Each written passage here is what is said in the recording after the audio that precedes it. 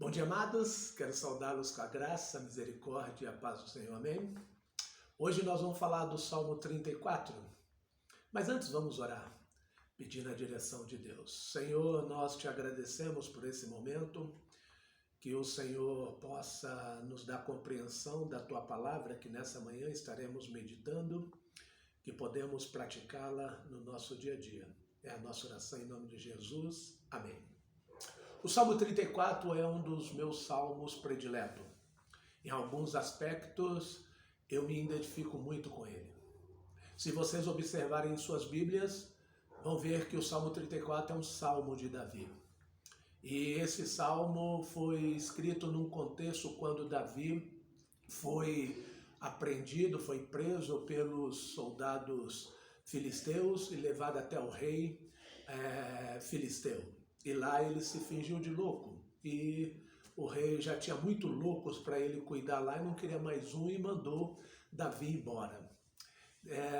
Davi escreveu esse salmo num contexto de uma iminente morte, né, de uma situação muito difícil da sua vida. Ele escreveu esse salmo experimentando o livramento de Deus de um episódio perigoso na sua vida. Esse salmo nos apresenta algumas etapas que levaram o salmista a se alegrar e a louvar a Deus, mesmo nos momentos de angústia e de temor. E eu faço uma pergunta, né? Como um servo de Deus age diante do sofrimento? Ou diante dos sofrimentos? Esse salmo vai nos dar uma orientação e uma lição para que nós possamos desenvolver em nossas vidas. E dentro das etapas que eu disse que esse texto está dividido, eu desejo apresentar a primeira etapa. E a primeira etapa, nós podemos ver aqui um compromisso, né, de louvar a Deus e um convite à congregação a esse mesmo compromisso de louvar a Deus, que o salmista faz. Veja o versículo 1 a 3. Bendirei o Senhor em todo o tempo, o seu louvor estará sempre nos meus lábios. Gloriar-se-á no Senhor a minha alma, os humildes o ouvirão e se alegrarão. Engrandecei o Senhor comigo, e todos a uma lhe exaltemos o nome. O salmista aqui faz, né, o primeiro compromisso. O compromisso que o salmista faz é de bendizer o nome do Senhor. Bendizer, bendirei, é o mesmo que dizer engrandecerei. Eu vou, ou melhor, agradecer, né? Bendizer também pode ser engrandecer, como agradecer. Né? Eu vou agradecer intensamente ao Senhor, com um louvor sem obstáculo. Nada vai me impedir de louvar o Senhor. Isso é muito importante para as nossas vidas, porque circunstâncias podem nos levar a desviar o nosso foco de louvar o Senhor, mesmo quando as situações ou as circunstâncias não são agradáveis. O servo de Deus, ele louva o Senhor. Vivemos num mundo onde as pessoas enaltecem pessoas e coisas. O servo do Senhor enaltece, engrandece e louva somente ao Senhor. O Senhor é o foco da sua adoração. Um coração grato, né? O louvor ao Senhor estará sempre nos seus lábios. O salmista diz também, gloriar-se-á no Senhor a minha alma, os humildes o ouvirão e se alegrarão. E gloriar-se-á no Senhor a minha alma, isso significa o seguinte: eu vou me orgulhar por aquilo que Deus fez por mim. Eu vou exaltar sempre o que Deus fez por mim. Eu não vou me envergonhar de exaltar, de proclamar, de mostrar aquilo que o Senhor fez por mim. Eu terei imensa alegria e me orgulharei disso. E é algo para nós avaliarmos. Né? Muitos se envergonham de falar do Evangelho de Cristo, temendo a reação ou o que as pessoas vão falar. E a pergunta que eu faço é, se você tem vergonha de proclamar as maravilhas que o Senhor tem feito em sua vida, Será que você experimentou a verdadeira comunhão com Cristo? Você tem um compromisso em sua vida com Cristo? Enquanto os versículos 1 e 2 têm o compromisso que devemos assumir, o versículo 3 tem um convite. O salmista, ele faz um convite para a congregação. Engrandecei o Senhor comigo e todos a uma lhe exaltemos o nome. Ele exorta os leitores do Salmo a se alegrarem com ele, a louvarem a Deus com ele, porque a sua experiência de vida, né, com o Senhor, ele apresenta e ele pode dizer que o Senhor o socorreu no momento de angústia e de temor. Por isso que ele tem autoridade para dizer isso. E o crente tem essa autoridade. Engrandecer, mostrem, apontem a grandeza do Senhor junto comigo. O crente no Senhor Jesus Cristo, o servo de Deus, o Filho de Deus, ele não consegue guardar para si sozinho as benfeitorias ou as maravilhas que o Senhor tem feito em sua vida. Ele expressa isso para o mundo.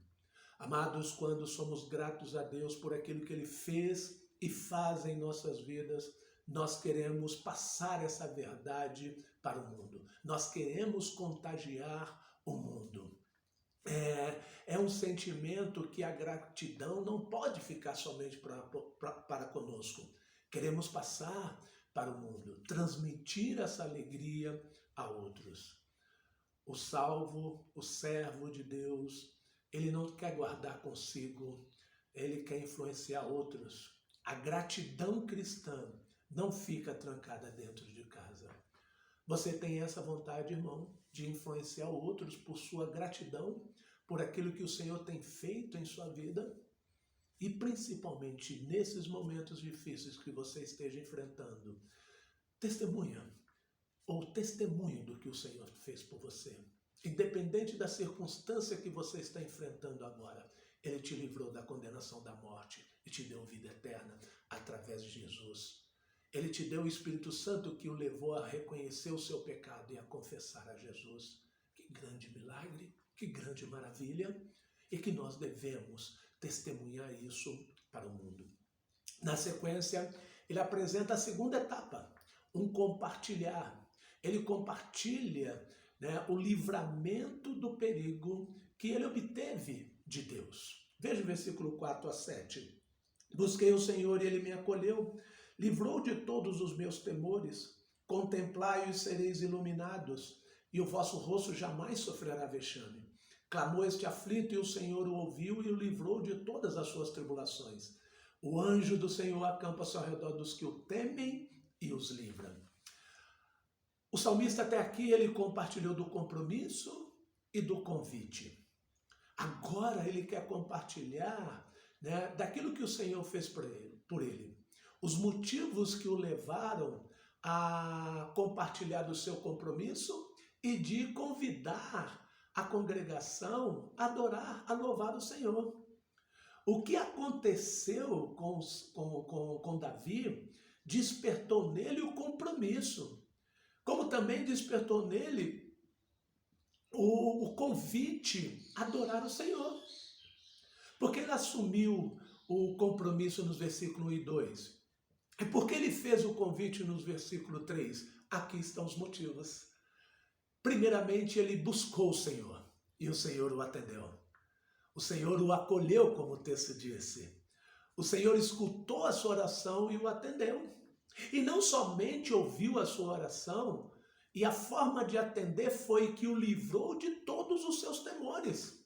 E os temores de Davi não eram temores apenas que não correspondiam a realidades externas. Haviam terrores reais, materiais. Havia ali filisteus perto dele com espada, existiam soldados cruéis o acusando, cercando. São coisas reais. Não eram coisas da cabeça dele, não era o medo do futuro, não era em si. Não era isso, eram ameaças verdadeiras e reais. E ele diz, Deus me livrou de todos os meus temores.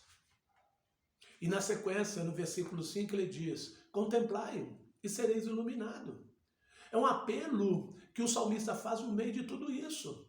Olha as lutas, as dificuldades, o medo. Busque o Senhor em oração, ore, né? E orando e confiando, entregando na mão dele, o seu rosto será iluminado. O que é o rosto iluminado? Quando ele diz contemplai-o, olhe para Deus, confiando e esperando nele, e sereis iluminado, o seu rosto vai se iluminar com alegria. Já viu um rosto iluminado? Já viu um rosto sombrio? Um rosto iluminado é um rosto com alegria. Não alegria dando gargalhada, né? Não, é uma alegria onde que o exterior não está nada bom, mas no coração está paz, porque o Senhor está junto. Um rosto sombrio é um rosto sempre, é um rosto permanentemente triste, amargurado, rancoroso, reclamão. O servo do Senhor não é assim.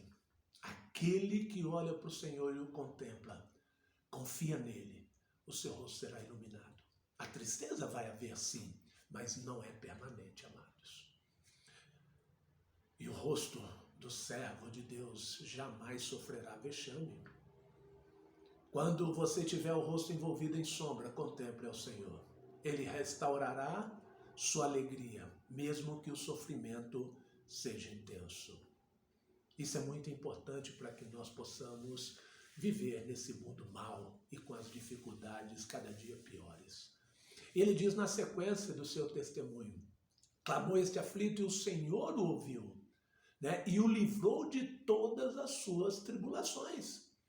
Esse clamor é de uma pessoa que não tem para onde olhar, não tem ninguém para o ajudar, ele olhou para o Senhor. Clamor ao Senhor por misericórdia, reconhecendo que ele não tem condições nenhuma sozinho de lidar com aquela situação, mas que ele depende do Senhor. E ele vê o Senhor do universo, o Senhor da história, ouvindo o seu clamor e interferindo na situação que ele estava enfrentando. E ali experimentando de Deus o livramento, o descanso que a sua alma aflita recebeu do Senhor. Por isso ele convida os ouvintes a louvar o Senhor. Engrandecei ao Senhor comigo, e todos a uma lhe exaltemos o nome. No verso 7, ele mostra a sua convicção. O anjo do Senhor acampa-se ao redor dos que o temem e os livra. Deus guarda e livra aqueles que o temem. A terceira etapa é a orientação quanto ao temor do Senhor. Verso 8 a 14 diz: ó, provai e vede que o Senhor é bom, bem-aventurado o homem que nele se refugia. Temei o Senhor, vós os seus santos, pois nada falta aos que o temem. Os leõezinhos sofrem necessidades e passam fome, porém aos que buscam o Senhor, bem nenhum lhe faltará. Vinde, filhos, e escutai-me, e vos ensinarei o temor do Senhor. Quem é o homem que ama a vida e quer longevidade para ver o bem? Refreia a língua do mal e os lábios de falarem dolosamente. Aparta-te do mal e pratica o que é bom. Procura paz, empenha-te por alcançá-la. Provem o alimento que eu provei e vejam como ele é bom. O convite que o salmista faz é: você está aflito? Prove e veja que o Senhor é bom. Clame e ele ouvirá. E virá e fortalecerá o coração e guardará a mente e restaurará a paz no seu coração. Maravilhoso, né, amados? Né? E quando ele diz temei, é um chamado ao assombro, não apenas ao assombro, o espanto, o susto. Olha, toma cuidado, olha com quem você está falando. Mas também é um chamado ao amor, ao louvor e reverência. Olha com quem você está falando, né? Ele te ama, ame-o e o respeite. Temer a Deus é responder a Ele com devoção e obediência. Quando você respeita alguém, você vai levá-lo em alta consideração e vai obedecê-lo. Isso que o salmista aqui diz, né? Quando nós obedecemos e quando nós cremos em Deus, nós vamos realmente ter esse temor ao Senhor, levá-lo com o nosso relacionamento com Ele com reverência. Quem vive confiando na própria força somente pode comer como os filhos dos leões, né? Quando tem alimento, quando a caça foi boa. Quando não tem caça, quando a caça não foi boa, não tem alimento. Nem sempre vai se alimentar, né, com frequência. Mas os que confiam no Senhor, de nada tem falta. Tal como em Salmo 23:1. Esta pode não ser, né, aqueles que temem ao Senhor, o Senhor é meu pastor, nada me faltará. Essa pode não ser uma afirmação categórica, né? E não quer dizer que você vai ter tudo o que você quer, né? Mas, com o decorrer do tempo, aquele que confia no Senhor, a ovelha do Senhor, o crente acaba sempre atestando as muitas formas com que Deus atende fielmente às suas necessidades.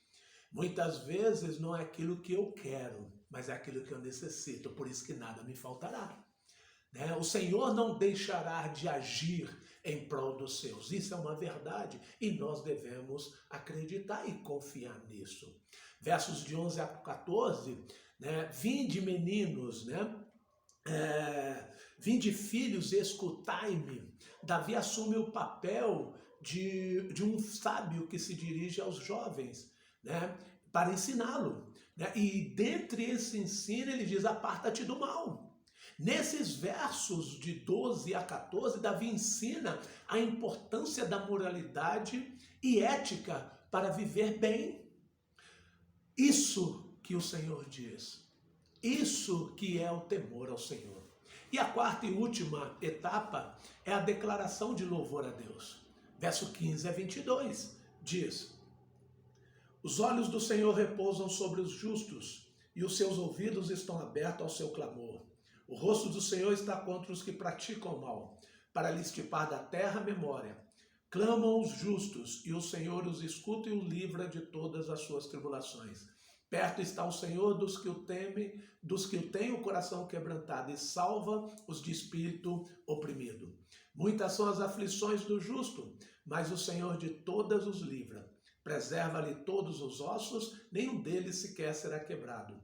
O infortúnio matará o ímpio, e os que odeiam o justo serão condenados. O Senhor resgata a alma dos seus servos, e dos que nele confiam, nenhum será condenado. Aqui a gente pode ver, né, o simbolismo, né, dos olhos do Senhor de uma forma de zelo e proteção. Deus cuidará dos seus e no tempo devido agirá contra os seus inimigos.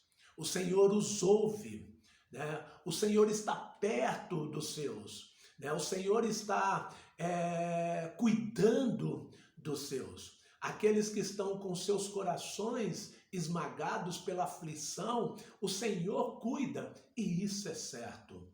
Ele protege, ele preserva.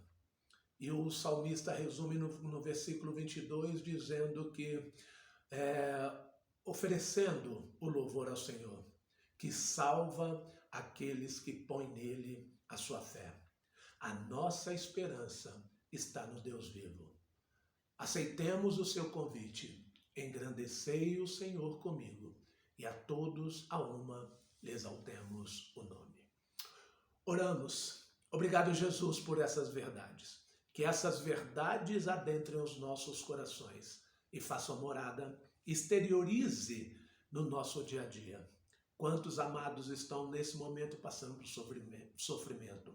Que essas palavras possam ser o seu bálsamo, as suas promessas para livrá-los do medo, das dores e levá-los a confiar no Senhor.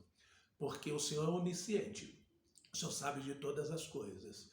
E aqueles que estão em tuas mãos, estão em mãos poderosas e dignas de confiar. Louvado seja o teu nome, e preserve e protege o teu povo na sua fé e na sua confiança. É a nossa oração em nome de Jesus. Amém.